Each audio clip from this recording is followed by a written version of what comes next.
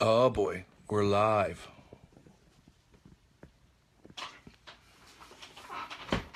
Hey everybody.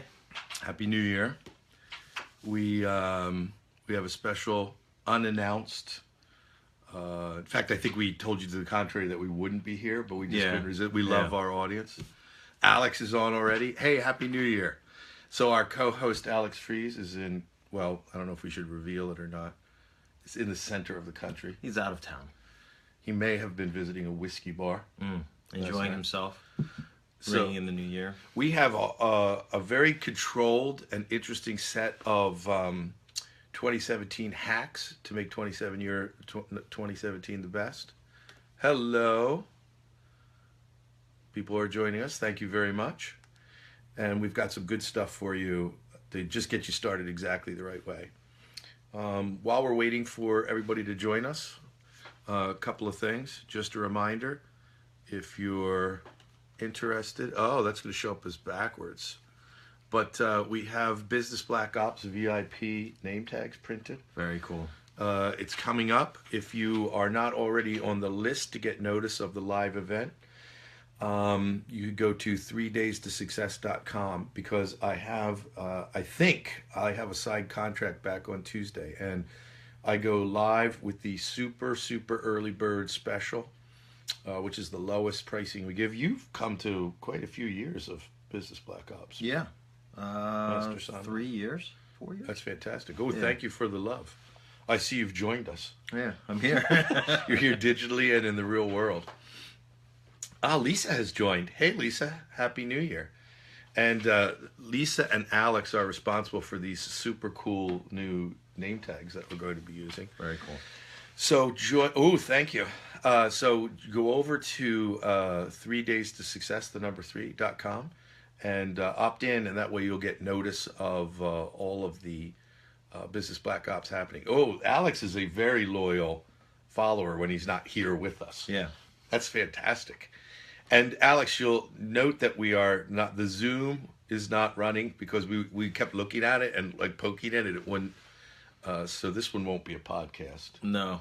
But that's all right. 'Cause We've this gone is- back like 5 years in technology without you. it was embarrassing. Well, there's no excuse for you. You're younger than me.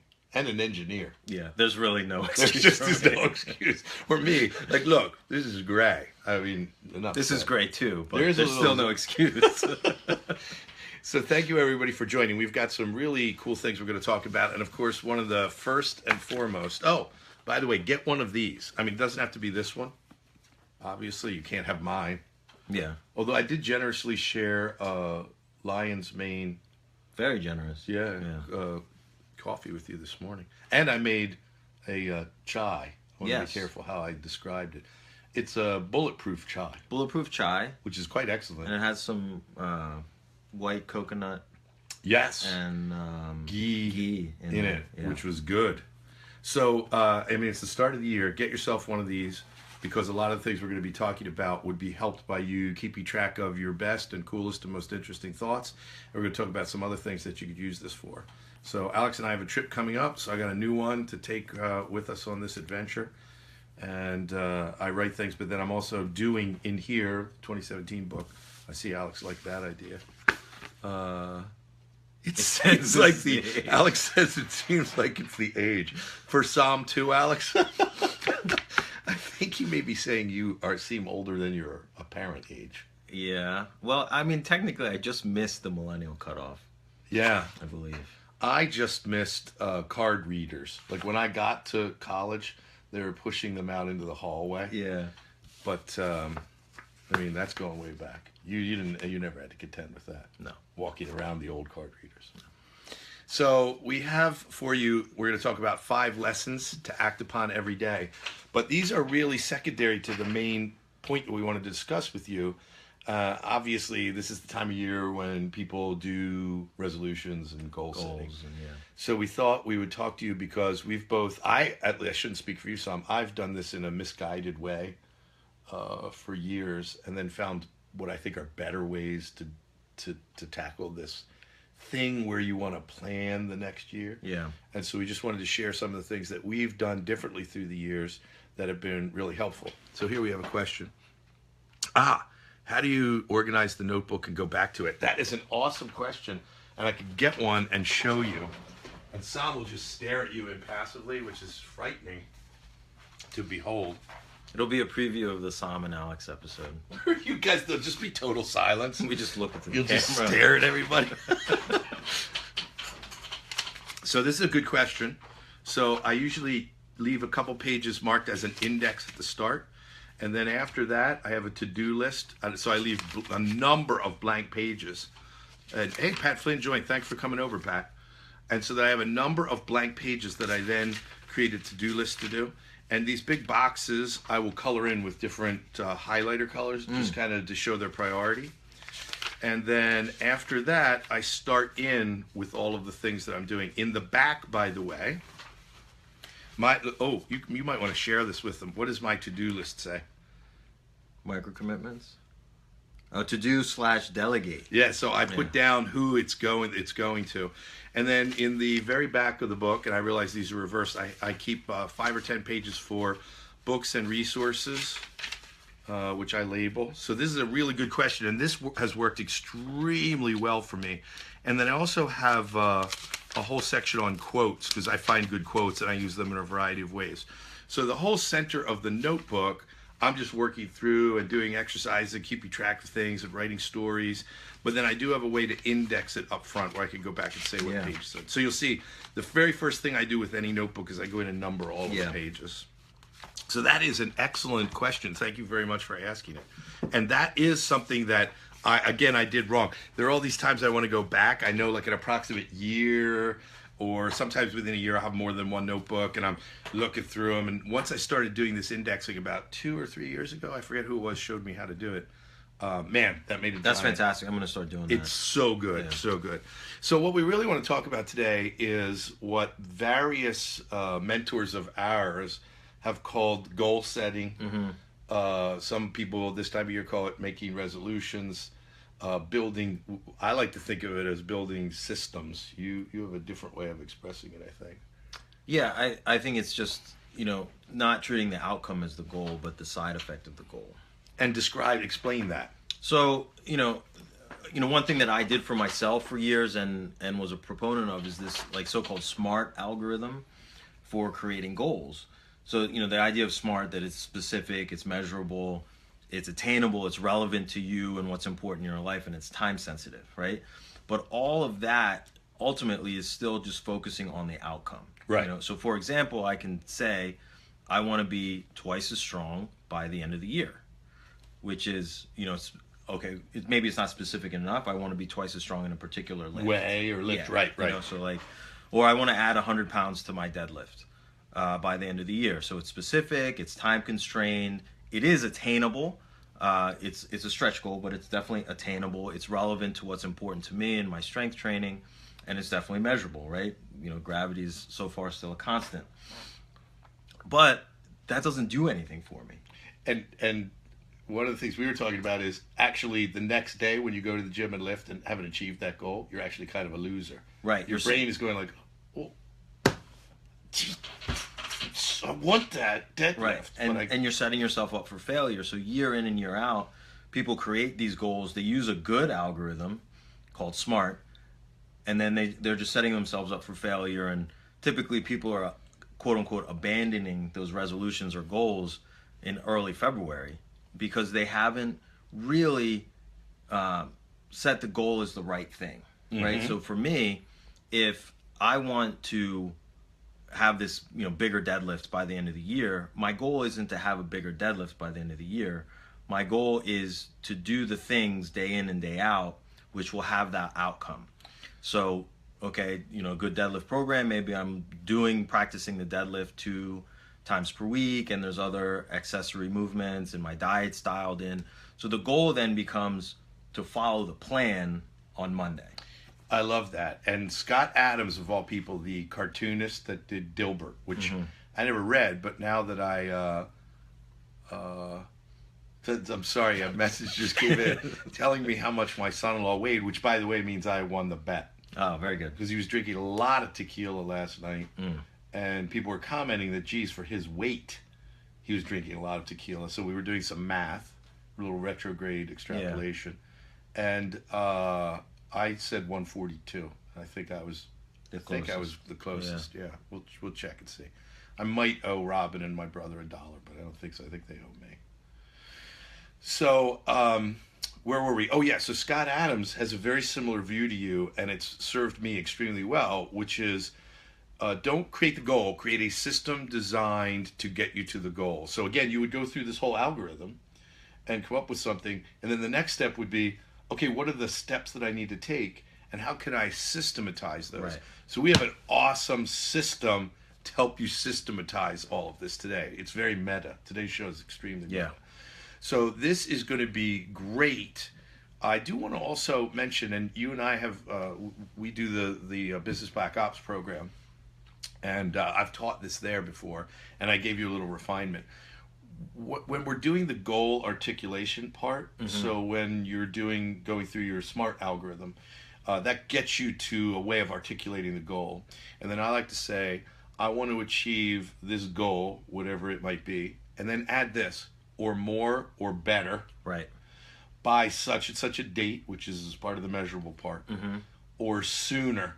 Right. So this gets your brain working on the goal in a totally different way. What does Alex say here? Was it sipping tequila? I do not think so, Alex. Alex and I had the privilege of hanging with Tim Ferriss and watching him. He wasn't sharing. No. It was a small group too. Like when you're in the audience of the podcast, it's one thing, but it's a small group, and he just kept drinking it himself. A sipping tequila, which I believe Alex priced out at $300 a bottle. So there's that. So Alex, the quick answer is I'm not sure that it was an expensive sipping tequila.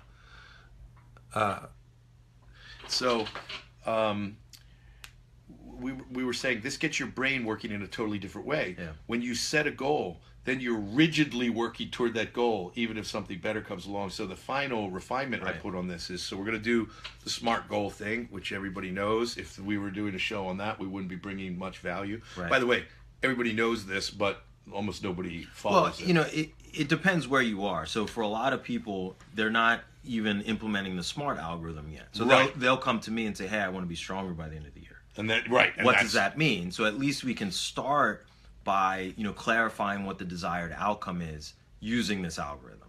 But now, once we're there, we have to go a step further and say, okay, how can we, figure out what the milestones between here and there are?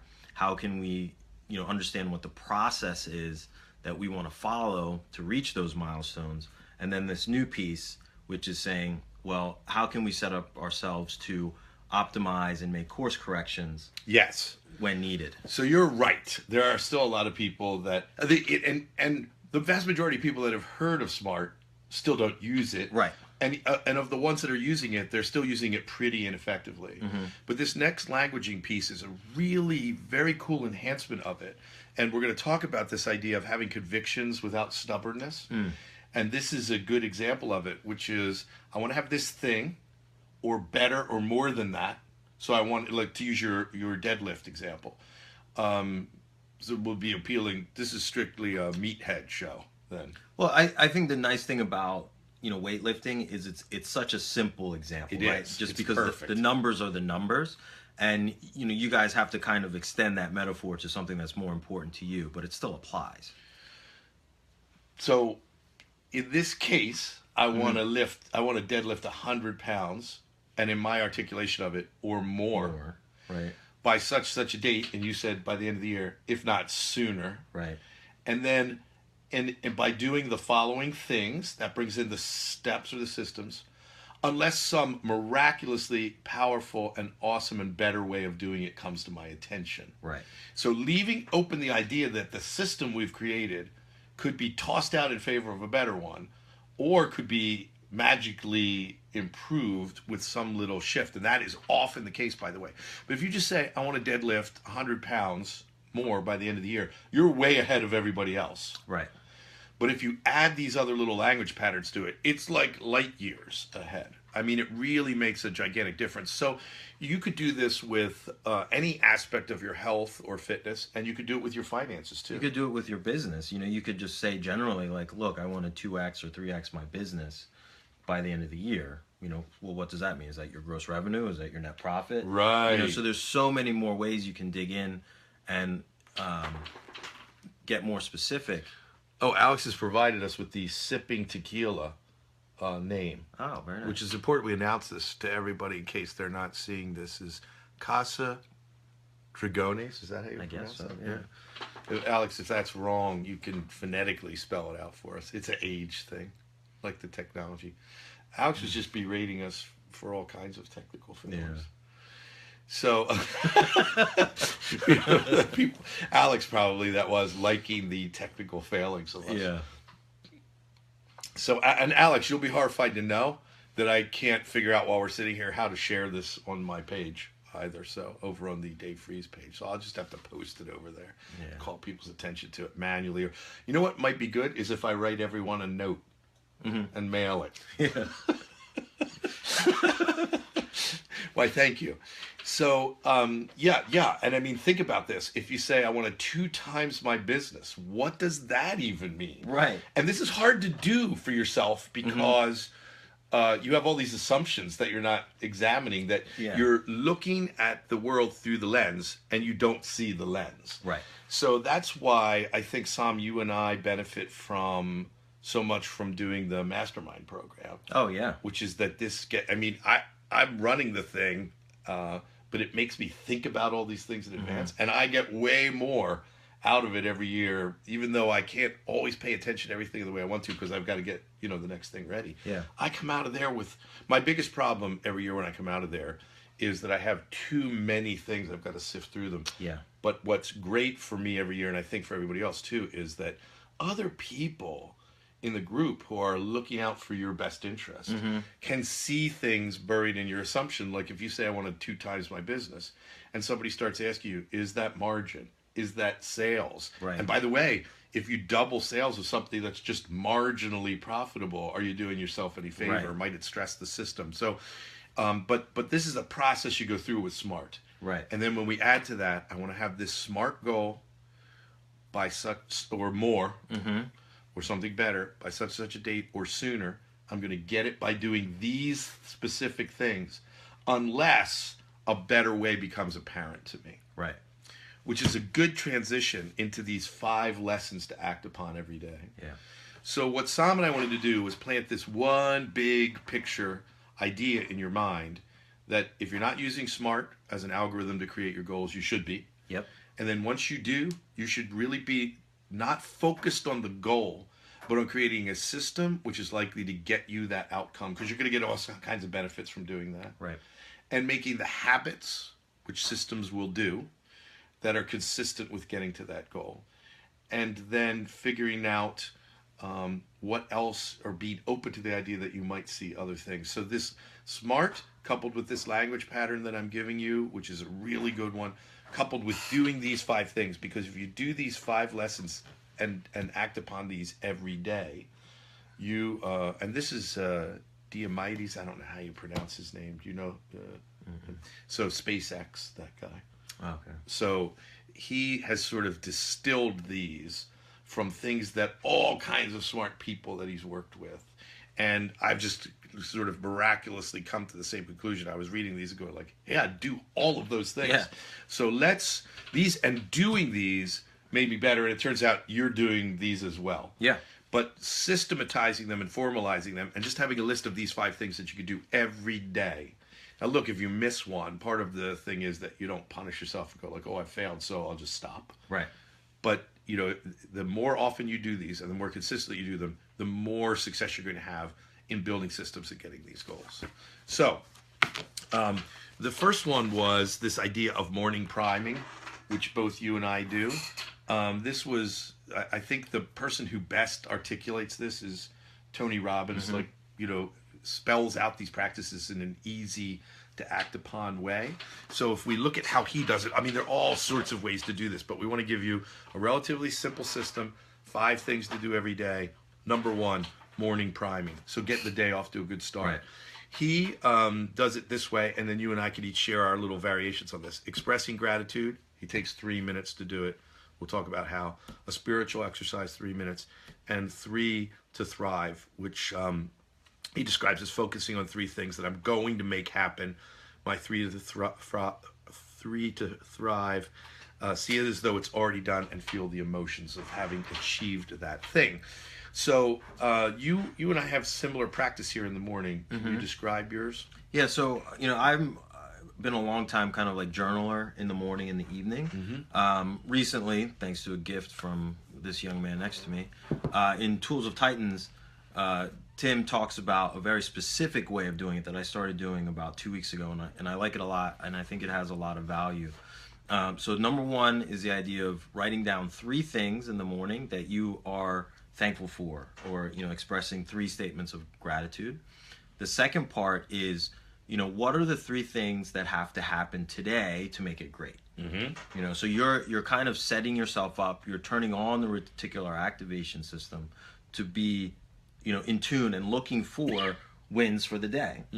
And then the third part is your daily affirmations for the day. So what I had been doing is just the daily affirmations and writing them down every day, and that alone is very effective. But this Are these the same affirmations every day? The first one is the same every day. I do 3 affirmations. The first one is the same every day, and then the next 2 may or may not be the same. It kind of is more how I'm feeling that day. And these are obviously personal, but the first one, I guess, is some kind of a meta affirmation that's going to serve you every day, no matter what you're thinking about in the other 2. Yes, it is. It is. The first one really is very much about the close, tight relationships, people that are in my nucleus, and I want to make sure that I'm there for them. That's interesting. So your very first one is about sharing, not about taking. Correct. Beautiful. Yeah. So 3 things you're grateful for. 3 things that, if they happen, would make the day great. Yep.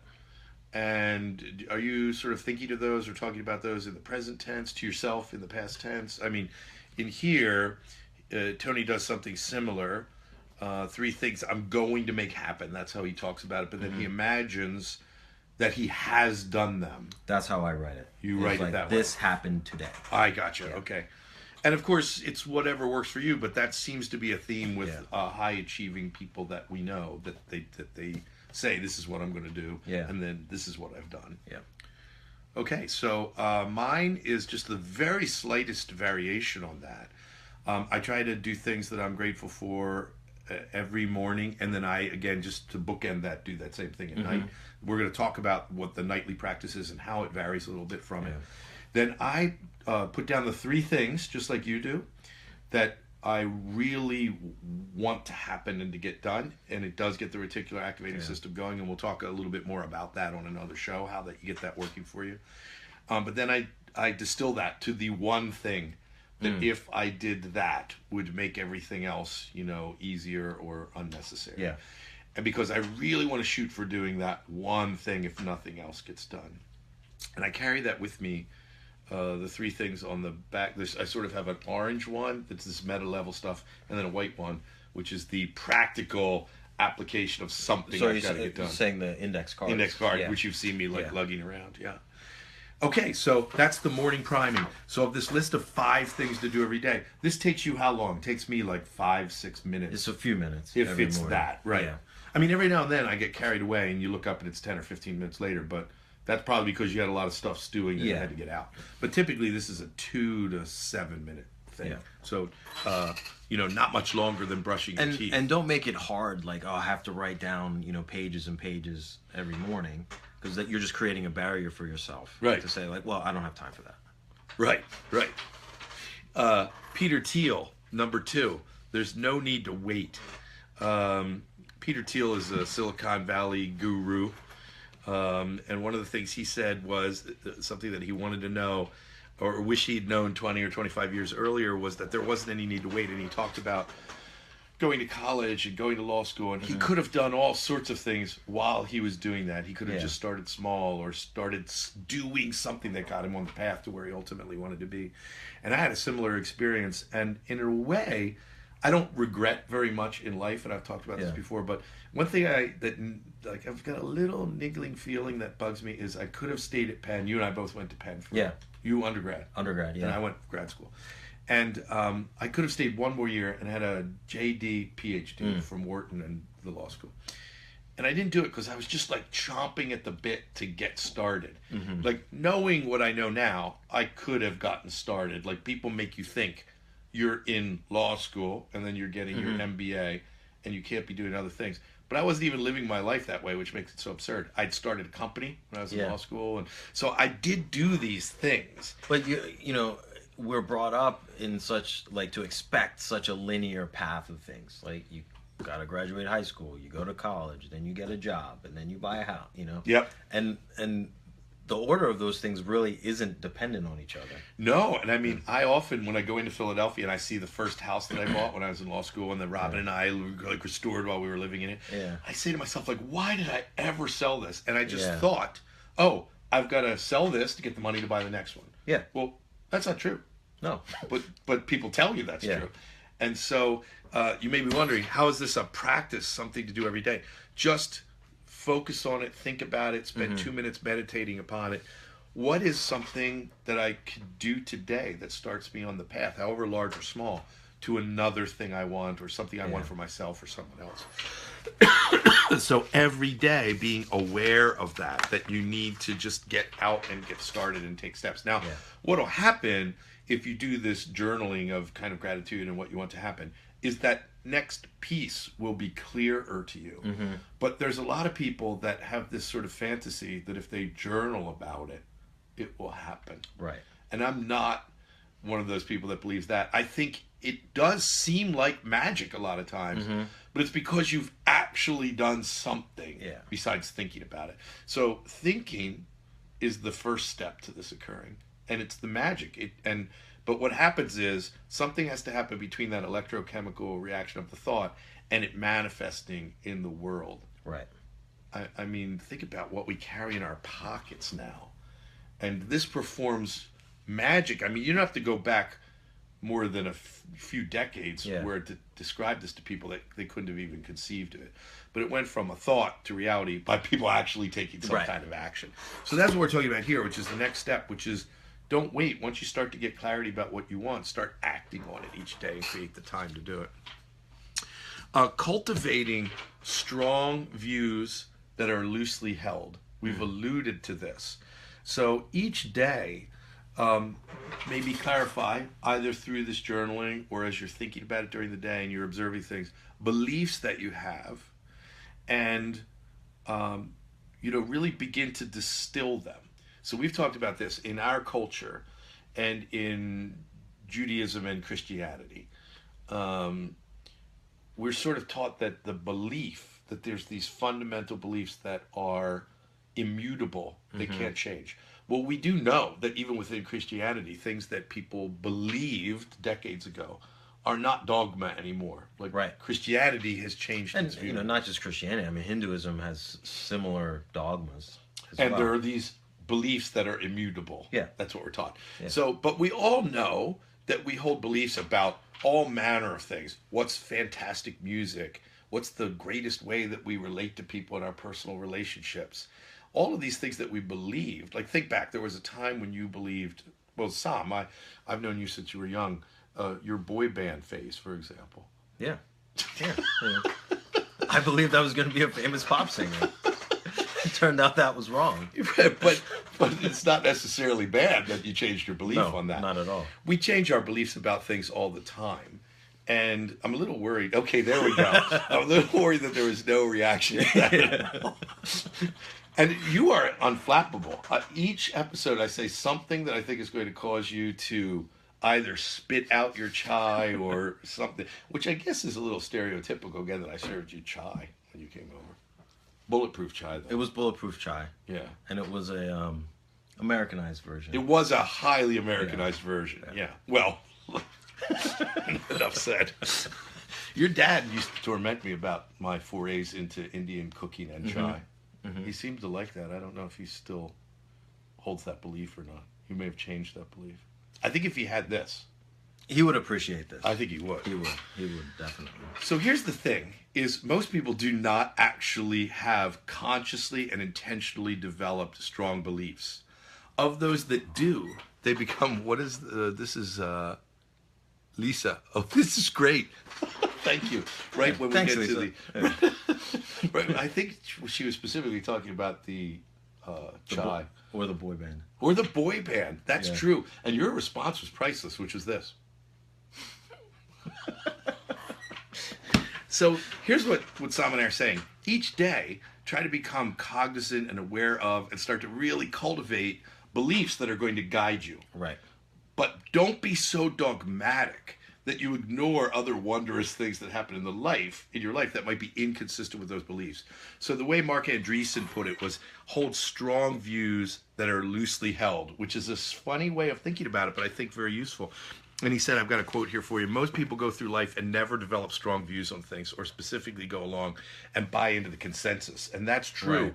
We do that without even thinking about it. We just see people doing things and we believe that that's true. Right. We're not even aware that the belief is kind of rooted in our consciousness. One of the things that I think I want to look for as both a founder and as an investor is things that are out of consensus and something very much opposed to conventional wisdom. And we've heard this, and some of the folks that we've talked about and the thinkers that we've brought to you, like Adam Robinson, Yes. that we talked about recently. And if you don't know Adam, Google Adam, brilliant guy and very interesting way of looking at the world, is always looking for things that he says don't make sense, Then, if you're going to start a company around that idea, if you're going to invest in that, you better have strong conviction because you're making a very big bet of both time and money. But what happens when the world changes? What happens when something else happens? That's where loosely held comes in. And people everywhere hate changing their minds, but you need to be able to adapt to new information. Right. The whole system of how the world evolves and develops is based on this. The survivors are the people and animals and plants that are able to adapt to the changes in the world and are best able to adapt to them. So in neuro-linguistic programming, they articulate this by saying the most flexible part of the system usually ends up controlling the system. Oh, yeah. So very interesting, another little take on that. So again, each day, I think Sam and I have been engaging in this practice, which is we try to think about what it is that we believe. We try to examine those beliefs. And again, not always easy to do on your own. So having a group of like-minded business people that you get together, probably from different walks of life, like in the Business Black Ops and 3 Days to Success programs, we have people that are therapists, run medical practices, run martial arts studios and programs, educate. I mean, we have realtors. There are people from all these different walks of life because they're looking at one another's businesses through very different eyes. And that kind of cross-pollination is very useful. So getting together with people periodically, having lunch or breakfast or coffee or whatever, and taking some time to think about and talk about these meta-level things can be very useful. Every day I do this. This has not always been true for me, but it was really true for me when I was young. I used to take this so far that I had an old cassette. You probably don't remember what they are. Tape recorder. I'm aware of cassettes. It's like a distant, hazy memory. Hey, I grew up in the era of mixtapes. Oh, you had mixtapes? Yeah. Okay, so I'm talking to the right guy. Yeah. So I had a pillow speaker, and I would record things that I wanted to learn or think about during the night, and I would play that through the pillow speaker when I slept. Very interesting. So this next one from Reid Hoffman is give the mind an overnight task. Now this varies, and we've talked about this on a show before briefly. It varies from person to person when you give this task. But I actually assign my unconscious mind tasks. Like, I've got this vexing problem, or I'd really like to develop this new product. And see, because I talk to clients about problems they have all the time. Right. So the unconscious mind is chewing on that. What I find is if I consciously think about developing a product or service, it's not usually as good as the ones that come to me during the night or when I'm journaling or in the shower, or I'm sorry for that mental image. It's hard to fluster you. I just gotta say that. We've trained at the same gym for years, so you've seen it. Hard to fluster. So, No, how but I do think you do this? I think there's an important point there, because when I don't know if it's an environmental thing where your conscious state is at the time, but there's a very real kind of like effect. You know, if I'm at my office desk and I say like, "Oh, I need to come up with a new product," it doesn't really happen that way, Right. you know. But That's essential to it happening, yeah, but it's not usually where it happens. it's not usually where it happens. But then you might be on a walk, you might be at home, like you said, might be on a shower, you might be on a plane, you might be on vacation, and then you're like, "Oh, yeah." And then you start writing the notes and the ideas come. It's like, okay, this is a new product or, you know, program or type of class for me to test. So I even assign my mind things like, what specifically should I be thinking more about? Yeah. What should I be writing about that's going to help me achieve this, that, or the other thing, which might be linked to these, goal processes that we talked about earlier. So giving your mind an overnight task, and we've heard from a number of very smart people that they do this in different ways. Some people right before bed, they're like prime the pump. Yeah. Other people have said, no, that gets me too fired up and then I can't easily go to sleep. I tend to do it at night, which we're going to get to this nightly practice, when I'm kind of journaling and looking back on the day. So I've got that like 3 to 5 minutes at the start of the day, 3 to 5 minutes at the end of the day. I also find it happening when I'm meditating, which I try to do. I try to meditate for 20 minutes every day if I can. A lot of times that doesn't happen, and I just get 3 to 5 minutes of breathing in. But what happens is it takes my brain 10 or 15 minutes to kind of calm down, Yeah. and then to not be like quite as aware of itself in that lasts like 5 minutes or so. There's something very special that happens. There's a kind of calmness that settles in. But in that part where your brain's sort of calming down a little bit and the monkey brain's still chattering, lots of times I'll get ideas. So I do not like leap out of my meditative state and jot Right, them down. right. But frequently they percolate up then, and I'll find them like recurring in my thinking, and I can write them down. But a lot of people do this, give their brains a task by that end of day journaling process, which could take place right before bed, which it is no good for me, or maybe sometime after dinner and before bed. Yeah. Yeah, I found that, you know, two things. One, before even getting to this point, is actually writing down my, you know, so to speak, to-do list for the next day. So what happens is like you have all these things, like the tactical things that you need to do, but that gets in the way of the bigger ideas, right? So if your brain is churning on like, well, tomorrow I got to do the books, or I got to, you know, teach class or whatever, things that you may need to do, that's kind of taking up space. So that action of writing out your to-do list kind of, you know, exactly. It's off the table. It's off the table now. And now your consciousness is opened up for whatever, you know, thought you might want to plant. So Reid Hoffman, another guy, if you don't know Reid, you want to Google, but his advice on this is to quote Edison, who said, never go to sleep without a request to your subconscious mind, right?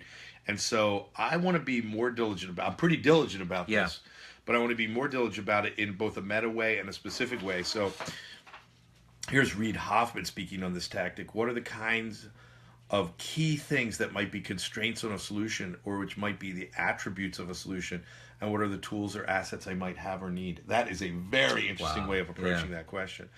And he says, I actually think most of our thinking, of course, is subconscious. Part of what I'm trying to do is allow the fact that we have this kind of relaxation, rejuvenation period in sleeping to essentially possibly bubble up the thoughts and solutions to it, which is exactly how it seems to happen to me. But I thought this particular language was great. Which is, what are the kinds of things that might be, so he's thinking about and assigning the unconscious mind, what are the kinds of things that might be constraints on a solution, or much might be the attributes of a solution, or the tools or the assets that I might need. So let's just review where we are, because we have one more thing, I think, which is 5 lessons to act upon and think about every day. Priming the pump in the morning, which is for us expressing gratitude, sort of sorting out something that I really want to happen, and you have 3 things that you'd really like to happen, and think about those as though they've occurred. then there's no need to wait. This idea from Peter Thiel that we should get started on doing the things that we have to do every day. And what Sam and I are suggesting to you is to use this SMART goal algorithm, this process, coupled with the language pattern that we gave you, coupled with creating the idea of a system to achieve it rather than focusing on the goal itself. And then this is getting started on that, making time each day to do the things that need to be done. Having strong views about things, like being clear and developing consciously, intentionally developed beliefs, but be willing to let go of them when the circumstances and the situation change, or when something comes along that's superior. Give the mind an overnight task. I'm really good at that. I think I'm good at it, and it's very helpful to me, but I'm going to be more dogmatic about it. To create something great, start extremely small. So we debated this. This is Seth Godin. And here's Seth Godin on starting small. My suggestion is, whenever possible, ask yourself, what's the smallest possible footprint I could get away with? What's the smallest possible project on this thing worth my time? What's the smallest group of people who I can make a difference to? Now, this is counterintuitive to really big achievers. And we had a little debate about this before we started. I think that thinking big is powerful and motivating to people, but it also can have the exact opposite effect. It can seem so daunting that we don't take the first steps to make it happen. It's like this idea that you and I are talking about. When we focus on the goal, this big thing, it seems like exciting. I'm going to deadlift 100 pounds more. Right. But if we're not meticulously taking the little steps necessary to get there, we become discouraged with it. And so I think if you couple this, to me, I like developing this big, bold idea of who I could impact. But saying to myself, I could be pretty happy if I could have a dramatic impact on myself and 5 other people. Yeah. And being initially at least satisfied with that could be very rewarding and could get you. Here's the thing is, for a lot of people, that's going to get them to start taking the action they need to take. Right. It's going to get them into the system. And here's something that he says.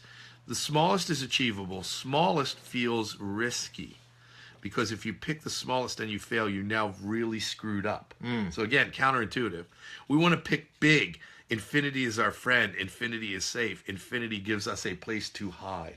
So this got me thinking about things That's in a totally really different good, way. actually. That's really good. So and I think that actually ties back to the strongly held beliefs. Yes, right? I think it does. If we've meted out, what our SMART goal is, the milestones and the process and the daily systems that we have to follow, we need a strongly held belief that that's going to work. Yes, right? That's true. Because if we don't believe that it's going to work, essentially we're not committing to it. Mm-hmm. And then that becomes an excuse like, well, I know if I do my 10 reps a day, I have to strongly believe that it's going to work, so I actually do it. If you're like, well, Sam said to do 10 reps, but Lonnie said to do 12, so, So having that strongly held belief is important to following the processes, but then being open to say, well, if I get new information and we find out that doing 3 reps is better, then that's what you're going to do.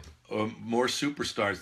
The call has been small, like 3 to 7 people on at a time, but awesome people coming and going here today. Welcome, Buster. Happy New Year. Welcome, Greg Buckley. Happy New Year. This has been a killer good one. Yeah. And thank you, Alex, for all your loving and liking. Greg, I'm a little shocked. I might almost say dismayed that Greg hasn't come on Ty Crandall strong with the liking and loving. Maybe he's having somebody log on for him, but who is not as loving. But he wants us to feel proxy like viewer. Yeah, proxy viewer. Yeah. There we go. He's like, I'll throw you a bone. Yeah. So far, I haven't heard anything that impressive. Sure, he rolls in with just like we just delivered some crazy good stuff. So Greg and Buster will review for you quickly because I have a refinement. Some you guys have heard some of this before, but Sam and I were talking about this idea of creating goals and using SMART as a way of doing it. Most people don't use SMART. Of the ones that do, they don't really get specific enough. They don't make it truly measurable. But that's really just the first step. And it sets you up to every day be failing when you don't achieve the goal. Right. So what we've brought to this is the Scott Adams idea that setting up a system that you're going to work on, Right. and that's going to give you immediate benefits no matter what, and is going to move you in the direction of the goal is the thing. And we gave everybody a language pattern, which is, I want this SMART goal, or more or better, on or before this date, or sooner. And to get it, I'm going to do these things, these specific steps, Right. which are the system, however often they have to be done. Mm-hmm. Unless I find magically or otherwise I observe better systems, ideas, or things that can get me there even faster. Yeah. So being like committed to and having the belief that doing these things will work, but being open to the idea that there could be more. And that language pattern is very, very effective. Then we gave everybody sort of 5 lessons to think about and act upon every day. We hope they were helpful to you. By the way, I think we'd be remiss if we didn't observe that Lonnie, who you just mentioned, Yeah. you know, you said 10, Lonnie said 12, so another master, got himself in a little bit of hot water in social media on this Ronda Rousey fight. Oh yeah. And a woman by the name of Gabby was after him pretty Yeah. hard for his remarks. Our buddy, I think, was trying to come to the aid of Ronda Rousey. Yeah. And this woman, Gabby, I don't want to say who that might be. Right. I'm just going to use her first name. Went after him with a big stick. Yeah. And said, that is one mean, unpleasant woman who doesn't understand sportsmanship. Yeah. She doesn't deserve our respect. Wow, she did so. It's essentially what she said. Yeah. Oh, yeah. And I mean, I think our buddy was just pleading for some people to lay off. Yeah. 40, they say 48 seconds. I watched it. You and I guess were texting or talking on the phone while the fight was on. Yeah. And Ronda Rousey went down. So she was beaten, a year ago. Right. Didn't come back till this fight. And she lasted 48 seconds. But it wasn't really, because there was a little bit of moving around. Mm-hmm. Like from when the fight actually started, I think it was like 37 seconds. Yeah. Yeah. And she went down hard. So we'll see what she's made of this time. Yeah, we'll see if she comes back or if this is, time for her to retire. And there was a lot of suggestion, by the way, that coaching was flawed here. Yeah. And that they went down the wrong Coaching path. and game plan from the outside looking in, it looks like she had the wrong game plan. It certainly going does. in, And and was not prepared for that fight. So that brings us back to this, Yeah. which is this really helps you to clarify the game plan and to adapt. Right. Like if you find out that the game has changed and the rules of the games have changed, you're going to be in a way better position to survive and thrive by doing these things that we're talking about. Yeah. So hopefully for everybody, and by the way, thank you everybody for sharing this.